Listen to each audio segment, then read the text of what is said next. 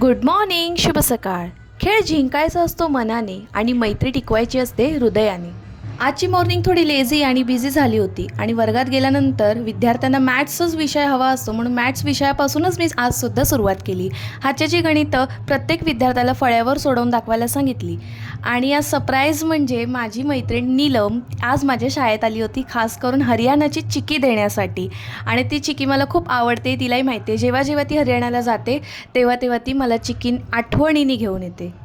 आज परिसर अभ्यासमध्ये पाण्याचे महत्त्व हा धडा शिकवून झाल्यानंतर विद्यार्थ्यांना आज मी खेळायला नेलं होतं. मुलांचा बॉटलचा गेम घेतला आज वेगळ्या पद्धतीचा. त्यानंतर खो खो मुलांना खेळायचा होता, म्हणून खो खो खेळसुद्धा आम्ही घेतला.